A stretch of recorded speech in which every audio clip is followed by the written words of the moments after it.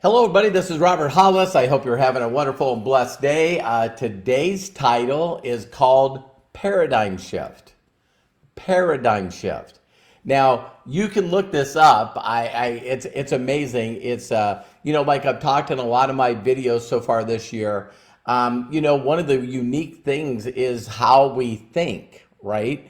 And what we think and who we are in our environment has a lot to do with our beliefs. And when we have certain beliefs, it's like, how do you shift those?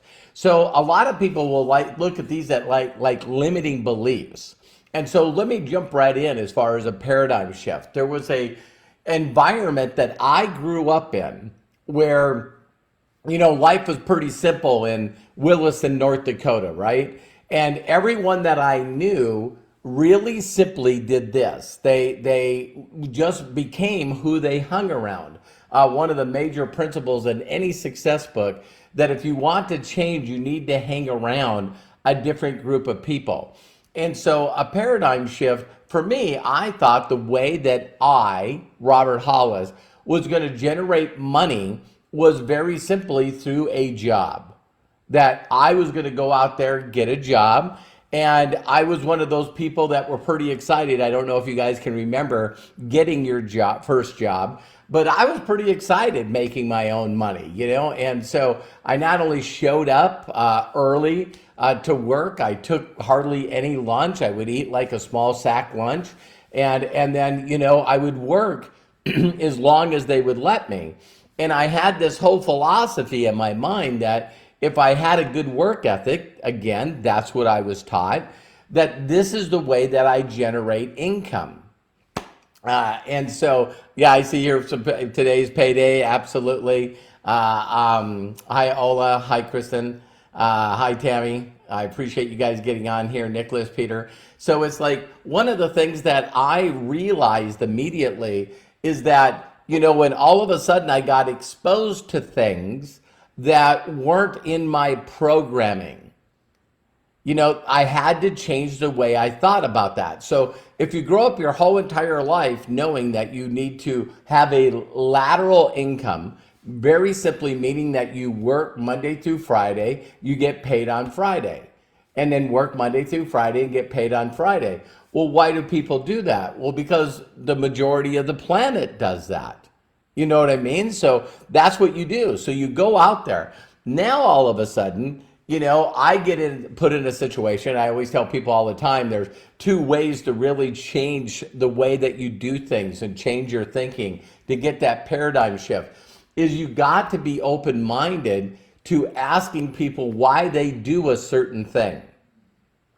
And I'll give you some great examples. So when all of a sudden I sat in a room, and the videos moving forward are going to have a lot to do with this, is all of a sudden when I had someone in front of the room that I knew was making more money than me because he showed me that he was making more money than me. And he also had someone that else showed, Sean, that got excited to get me in front of this guy.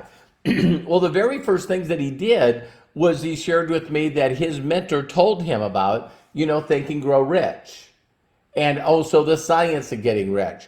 And they all of a sudden were talking that, in these books that there was these principles that these people use to obtain wealth.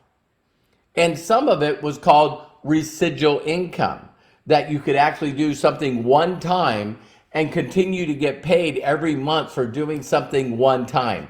I'm definitely going to talk about that tomorrow. And then there was this thing called leverage. That people took the time to learn to do something, and then they would teach other people how to do that. And they would get a percentage. And a lot of people don't know this, so it's weird when someone gives you that information and they say, well, listen, you look at franchises. And, a person will sign a franchise license. They'll, have a location, but a lot of people don't know that, companies like McDonald's actually own the real estate that your restaurant is sitting on. And so what they do is you're in the contract, they get to sell you everything. You don't get to buy things outside of the franchise. So your straws, your meat, your French fries, your Everything that you buy, including the equipment, comes from that franchise. And so what they do is they don't know how you're going to be doing business. So what they do is they end up getting a percentage like 6% or whatever the percentage is per franchise. And they get that on the gross income monthly on the business. And so this is a thing called leverage. Well, when you are around people and you've never heard this before, this is why a lot of people are skeptical. That's why a lot of people, when you try to share with them a business opportunity, they're going, oh my God, what are some of the great lines that you hear over and over? And some of you can put them in here. But, if it looks too good to be true, it probably is. And why a majority of the people are really, really skeptical is because they've never heard the information before you gave it to them. And so when someone says, listen, you can get involved with the company, you can share your referral link, your affiliate link, and if someone purchased the product from the company, then you get paid a percentage. And people are going like, really? Well, no, it actually gets better. How could that get better? Well, every month they buy the product, the company in turn will send you more money. What? See, and so immediately when people get involved in a home-based business arena, and I'll be talking about this also in another video, basically, the cash flow quadrant, is that a lot of people, it goes against the grain. It goes against the way you think. And so that's why when a lot of people get into a business, this is a home-based business, or today, or what people are talking is it's an anywhere, anytime business, because now all you need is a smart device that can connect to Wi-Fi. And now all of a sudden, when you tell them, hey, listen, what would be the ultimate goal? Tell me what the ultimate goal would be. And I'll tell you what mine was. My goal was, what if I could make as much money in this business as I did as an auto mechanic? And there was through theoretical examples that someone shared with me that, like Albert Einstein says, the eighth wonder of the world, is compound interest. And when I hear these ideas, it was like, that doesn't make any sense to me. And if it doesn't make sense, it doesn't make dollars. And so what a lot of people, what I see when they first get involved in being successful, is they don't understand or take the time to figure out what is the main thing they should be doing. What is the number one thing they should be doing? So because they don't know, they naturally are consumers. So if you're naturally a consumer and you buy things, we all go to the internet, Amazon or whatever deal. We go to Walmart, we go to Lowe's, we go to Best Buy. We go to retailers and we buy things. We're consumers. So the way that we get involved in a home-based business is we go, wow, these are awesome products. So if I share those products with other people and sell those products and try to sell these amazing premium quality, one-of-a-kind products, this is the way that I will generate money. That is true, but it's more on a linear, which exactly what you did when you had a job. I see a lot of people that get involved in this industry and they'll make money and then that money will disappear. And then they'll make money and that money will disappear. Why? Because customers come and go.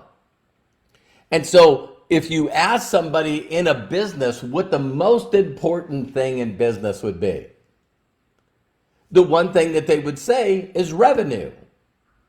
How much volume or how much can we actually generate in sales? So if you don't believe this, you look at corporations and they're all basically judged by their quarterly revenue that they generate, their quarterly profits.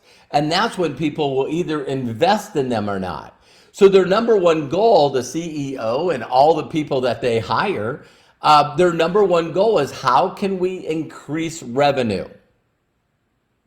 And when you think about that, there's only a few ways that you can create more revenue. For a franchise, it would be more restaurants. It would be more franchises. Well, if you're doing a franchise, then guess what? You would have to find people that would want to invest in a business.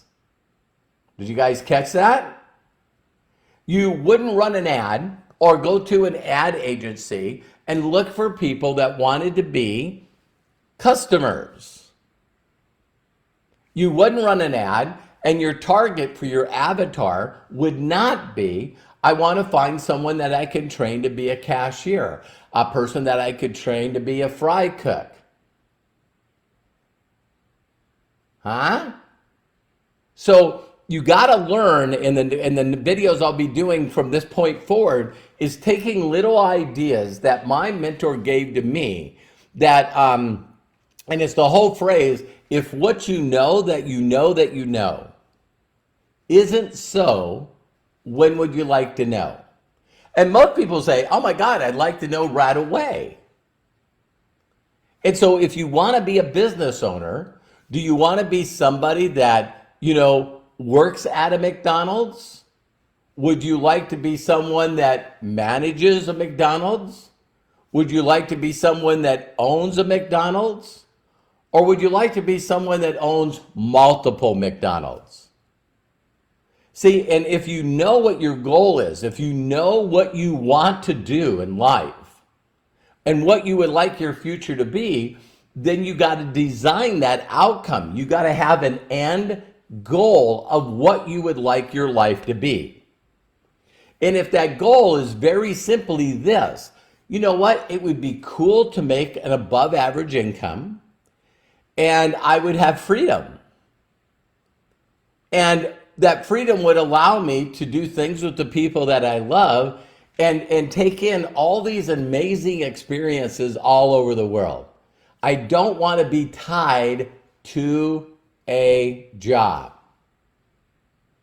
And a lot of people, when they get involved in this profession, they start out doing exactly what they would do is if they had another job.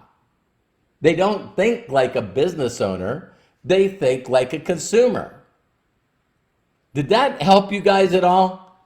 It's really important, and I even tell people, look up the word paradigm shift. Believe it or not, the first place I heard the word paradigm shift was from Bob Proctor. God rest his soul. So, now he's up there with the infinite wisdom of all the people that he got infinite wisdom from. So it's neat to be able to know and tap into that. But the paradigm shift is, I want you to really look at what you would truly like your life to be. You really need to design what your life is going to be, 3 years from today. Always be looking from 3 years. This is where I'm going to live. This is, who I'm going to have around me. This is going to be the shape that I'm in. This is going to be my vitality, my energy. These are going to be the experiences that I'm going to have with me and my family. And when you look at that of what you want to accomplish, that imagination, that vision, then you have to ask yourself, what would be the fastest way to create that? What would be the fastest way to create that lifestyle, that dream? And what I would suggest is you could come up with your thoughts about it, or you could find someone that's already done that, that's living that lifestyle and saying, how do you get there? What would you do? And you'll notice that a lot of people immediately you'll tell them, hey, these are the people that you need to go after. This is your target market. This is what you need to do. And their first thoughts will be, no, I'm not doing that. Why would someone not listen to somebody that had already gotten what they need? It's limiting beliefs. It's you got to learn how to switch your paradigm. Before I go, I just thought I would share with you guys really a quick one. There was a time when, Robert Hollis that today, I don't know who got this in my mind. I constantly want to find out where the ideas came from that I have. But it's like there's just absolutely no way that I would be interested in any way, shape, or form in eating sushi. Why would you want to eat sushi?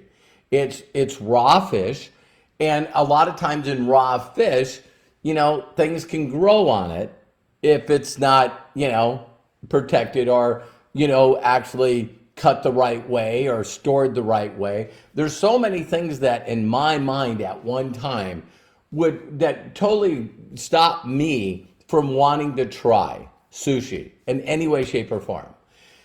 It wasn't until I got around somebody that I knew, that I respected, that really got me to understand sushi. And what I thought was pretty cool about what they did is they didn't force me to do it. They looked at me and go, listen, would you be interested in going to a sushi restaurant? And I said, nah, I'm not interested. He looked at me and immediately said this next statement. Listen, a lot of people don't like sushi. I know how you feel. I felt the same way.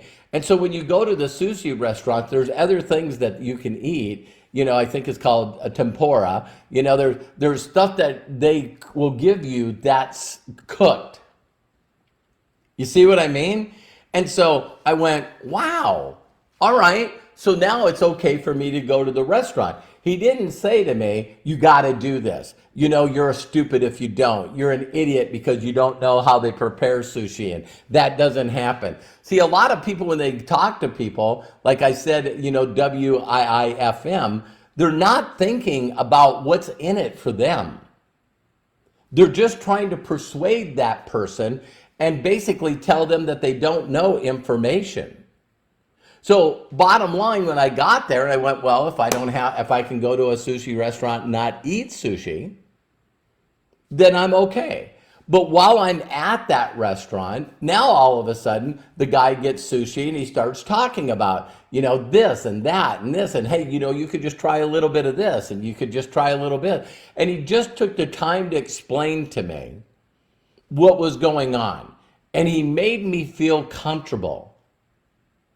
I got to know, like, and trust the information that he gave me because he put me in the right mindset to help me shift my paradigm. And of course, once I tried it, I loved it.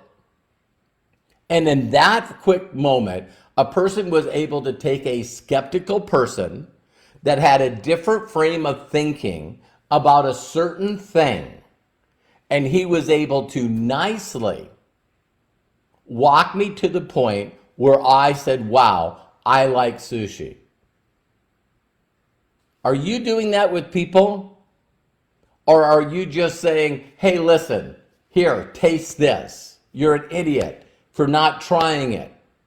Because that doesn't work very well. Or are you the kind of person that will help people figure out a way to change their thoughts and their paradigm and their perception of what exactly is going on? So when you hear that a majority of the people on the planet not only are not interested in being an entrepreneur, but they're sure not interested in a home-based business. They're sure not interested in affiliate marketing, network marketing, one of those pyramid things. Do you understand that all their thoughts are coming from their environment, people that they've listened to? And so their perception is a certain way. So in a presentation or in some analogies that you want to use, why I use analogies all the time, or, certain biblical leaders, they call them parables, is you want to be able to use theoretical examples to help someone have an aha moment. They have a moment where they're going, oh my God, I never thought of it that way. I never looked at it that way. You change their perspective. When you change their perspective, then you change their belief. And when you change their belief, it changes their activity. And when they now have a belief and they go into action, they get results. And now when they get results, the circle just perpetuates. Now all of a sudden they got more confidence that puts them in more of a belief, that puts them into more action, that gets them more results. So I'm going to close the statement by saying this.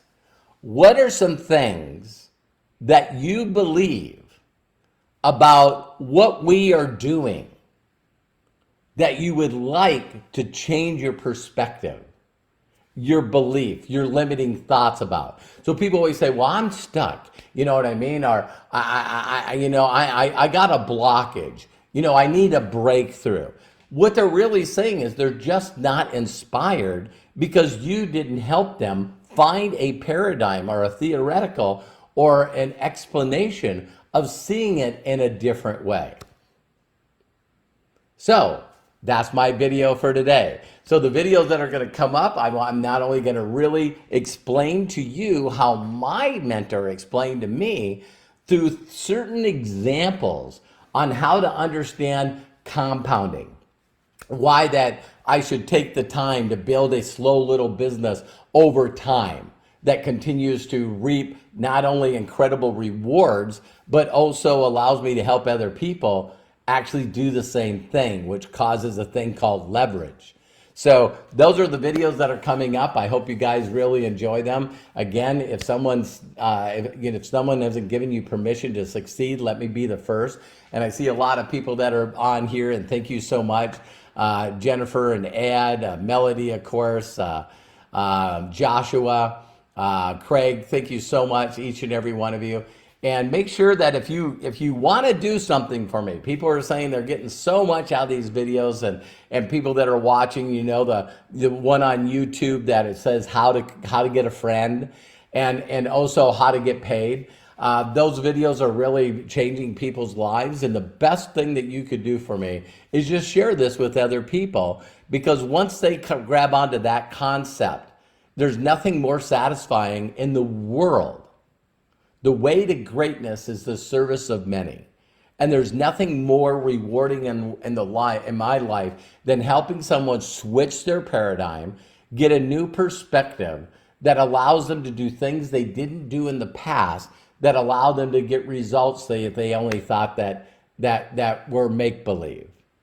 Got that? So love and appreciate you guys. Thank you so much. Share this video with everyone you know, and we'll see you tomorrow. Bye for now.